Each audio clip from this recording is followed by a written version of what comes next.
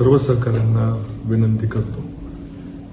गेले काही दिवस माझ्यावर वेगवेगळ्या माध्यमातून आरोपांची राळ उठवली जाते.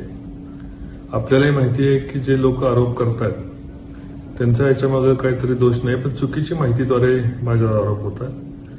पण माझी आपल्याला कडकडून विनंती आहे की ज्या पद्धतीने मी काही ऑडिओ ऐकले, मग ते राष्ट्रवादीचे नेते महबूब शेख यांना असतील किंवा अंधारेताईंच्याबद्दल एकेरी पद्धतीने वाक्यरचना असेल, कृपया माझी विनंती आहे की आपण त्यांना संवैधानिक भाषेमधून आपण त्यांच्याशी लढूया.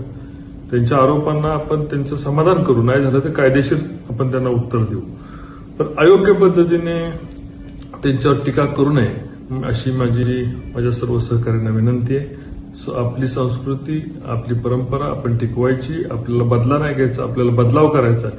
जी घोषणा आपण गेले 1 वर्ष दिलेली आहे त्या घोषणेला अनुकरून आपलं वागणं असावं. जय हिंद, जय महाराष्ट्र.